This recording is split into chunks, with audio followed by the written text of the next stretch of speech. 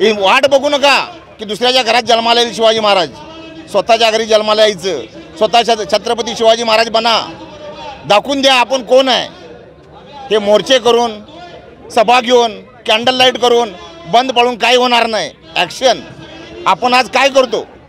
आपल्या इथं आज 80% आपण लोक आहोत आणि बाकीच्या ठिकाणी 20% इथं आहेत, तरी पण आपल्याला ते भारी पडत आहेत। कशामुळं? एकता नाही, हिंदू एक नाही। आज कमीत कमी 2-4 लाख लोक जमायला पाहिजे होते इथं, किती लोक जमलेत आता इथं? हां, आज हिंदुवादी संघटन पुरं निवडून आलेलं आहे। तिथले 10 आमदार हिंदुत्ववादी आलेले आहेत, प्रत्येकानं 1000 लोक पाठवले असते तर 10,000 लोक जमले असते। आज कोणी काय केलं? ॲक्शन घेतली? काय नाही। फक्त ते मनापासून जे आलेले तीच लोक इथं आहेत। तर आपल्याला ॲक्शन घ्यायची आहे। आज तुम्ही फतवा काढा, तुम्ही एक मारा आम्ही 2 मारतो, तुम्ही एक घर जाळा आम्ही 2 घर जाळतो। ज्या दिवशी हे होईल ना, सगळे बंद होणार आहे, कधी अन्याय होणार नाही, कधी अटॅक होणार नाही।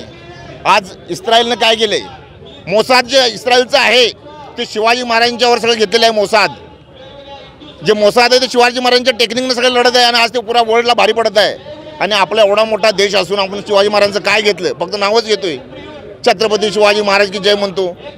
आणि प्रत्येक वेळा आपल्यावर काय आलं तर आपण विचार करतो, दुसऱ्यावर आलं त्याचा तो बघून घेतोय। हे असं होणार नाही, हे मोर्चे कडून उपयोग नाही। ॲक्शन घ्यायची असेल, आपण खूप लढाई लढलो आपण।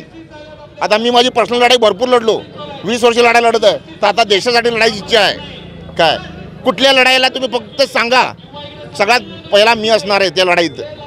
आणि आज काहीतरी ॲक्शन घ्यायची आहे, आज आपल्याला हे करायचं, दाखवायची आपली ताकद काय।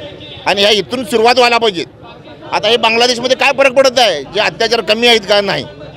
काय आपल्या सरकारनं काय ॲक्शन घेतली? मोदी साहेबांनी काय ॲक्शन घेतली? काहीच नाही। अहो आपली एवढी ताकद आज घुसून आम्ही 2 मिनिटात बांगलादेश बनवला तर तोडायची। केंद्र सरकारचं याकडे दुर्लक्ष होते असं वाटतं। दुर्लक्षच आहे हे। आता सांगा, बांगलादेश बनवला कोणी? भारतानं बनवला आहे। तोडायला किती वेळ लागतोय? जोडायला फार वेळ लागतोय, तोडायला 2 मिनटं लागत नाहीत। काय तर आज आपण 2 मिनिटात बांगलादेश होता, पाकिस्तान होता असं म्हणावं लागेल। बॅटरी घेऊन शोधावं लागल्या ना या देशांना। आपल्यासमोर काहीच नाही आहे, फक्त आपल्यामध्ये मग्न आहेत। सरकार टिकवायचं आहे, चालवायचं आहे, एवढंच चालू आहे। आपल्यासाठी काय? तिथे लोक आक्रोश करत आहेत, ओरडत आहेत, आम्हाला हाका मारत आहेत, वाचवा आम्हाला। आपण काय करताय? हे मोर्चे काढत आहे बघा, आपण सभा घेत आहे। आपण आज इंदोरला मी होतो, 4 दिवसापूर्वी तिथे सभा झाल्या, कमीत कमी 8 ते 10 लाख लोक होते। काय एक गल्ली, एक रस्ता असा खाली नव्हता की सगळे रोड ब्लॉक होते। आणि आज आपल्या कलेक्टर ऑफिसचा रोड पण भरलेला नाही। हे वाईट वाटते इथं। किती हिंदुत्ववादी इथं रुजलेलं आहे? काहीच नाही आहे। प्रत्येकजण आपला स्वतःचा विचार करतो। स्थानिक लोकप्रतिनिधींकडे दुर्लक्ष होते असं वाटतं। दुर्लक्षच आहे इथं, स्थानिकाकडे काही लक्ष नाही, नेत्यांचं लक्ष नाही आहे। आज ते निवडून आले, ते आता सभामंडपात गेलेले आहेत, त्याने आपल्या लोकांना काही आदेश दिला नाही। आता आज काय सांगितले मी? 10,000 कमीत कमी लोक इथं पाहिजे होते त्यावेळा। बांगलादेशाला माझ्या देशानं स्वातंत्र्य दिलं, हिंदुस्थानाने या स्वातंत्र्य दिलं। आज जे बांगलादेशामध्ये हिंदूंच्यावर जे अन्याय चालू आहेत ते उद्या भारतात होणं होईल कशावरनं? म्हणून आम्हाला केंद्र सरकारला विनंती आहे, सन्माननीय नरेंद्र मोदी असतील किंवा संरक्षण मंत्री असतील, परराष्ट्र मंत्री असतील, यांनी बांगलादेशावर दबाव टाकून तिथल्या हिंदूंच्यावर, जे साधू संतांच्यावर, मंदिरांच्यावर जे आक्रमण चालू आहे ते कोणत्याही परिस्थितीत थांबलं पाहिजे। नाहीतर इथला हिंदू समाज, या देशातला हिंदू समाज गप बसला नाही।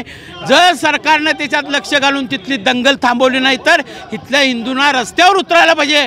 आणि जे कोण रोहिंग्या असतील, बांगलादेशी असतील, या देशामध्ये राहतात, त्या केंद्र सरकारला आमची विनंती आहे, त्यांच्या ठुंगणावर लात मारून त्यांना बांगलादेशामध्ये हाकला तर खऱ्या अर्थानं हिंदूंचं या ठिकाणी सार्थक होईल।